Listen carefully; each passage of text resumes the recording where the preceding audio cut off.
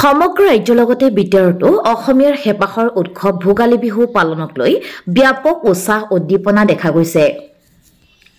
বিশেষকৈ উৰুকাৰ নিশা লগে ভাগে এসাঁজ খাবলৈ আজি কুকুৰাঝাৰ মুখ্য বজাৰত মাছ মাংস কিনিবলৈ পুৱাৰে পৰা দেখা গৈছে গ্ৰাহকৰ ভিৰ। ইপিনে উৰুকা উপলক্ষে আজি পুৱাৰ পৰাই থলুৱা আৰু চালানী মাছেৰে উভৈনদী হৈ পৰিছে কুকুৰাঝাৰৰ মাছৰ বজাৰ। গ্ৰাহকৰ ভিৰৰ মাজতে মাছৰ ব্যৱসায়ীয়ে চেক বুজি অত্যাধিক চৰা দামত মাছ বিক্ৰী কৰিছে, যাৰ পৰিপ্ৰেক্ষিতত সাধাৰণ ৰাইজে মাছৰ দাম শুনি মূৰে কপালে হাত দিব লগা হৈছে।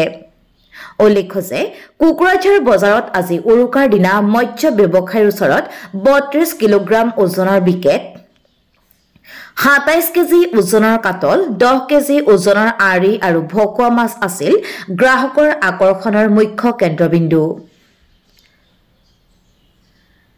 আপোনালোকে চাই আছে নৰ্থ ইষ্ট ভিজন কোকৰাঝাৰ।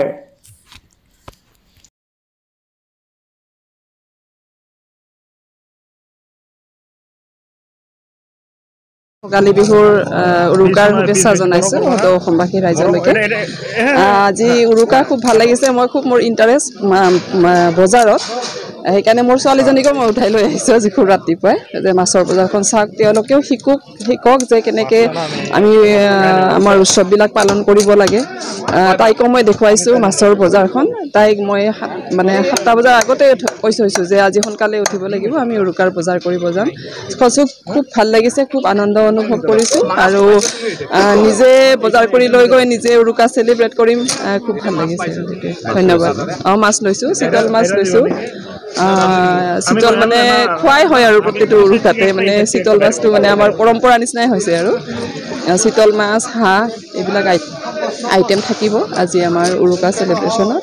তো সেইখিনিয়ে। তো আকৌ এবাৰ দামটো 700ৰ ওপৰত কৈছে নেকি, আচলতে মিষ্টাৰে দাম দৰ কৰিছে, মই এনে চাইহে আছোঁ বজাৰখন। সেইটোৱে শুভেচ্ছা জনাইছোঁ। আজি ৰাতিপুৱাই আহিলোঁ বজাৰ কৰিবলৈ, অলপ মাছ অকণমান লৈ যাওঁ বুলি, উৰুকাৰ বজাৰ বুলি মাছ লৈ আছোঁ আৰু চাই আছোঁ কি ভাল মাছ আছে বজাৰত।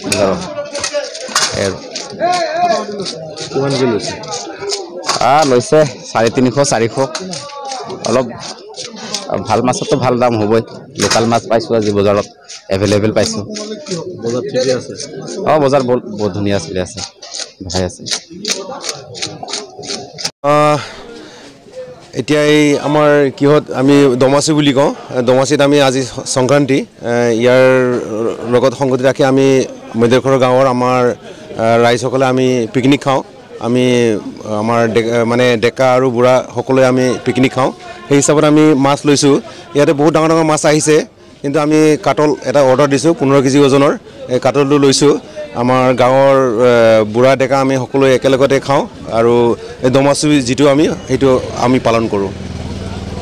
আৰু কেনেকৈ চলিছে দামটো? বৰ্তমান এতিয়া আমি হ'লচেলত লৈছোঁ। আমি আগতে অৰ্ডাৰ দিয়া আছে, সেই হিচাপত আমি অৰ্ডাৰ দিয়াৰ লগে আমি এইটো পাইছোঁ, আমি 350 বুলি কৈছে, 350 মানে পাৰ কিলো। আমি 15 কেজি ওজনৰ এটা পাইছোঁ।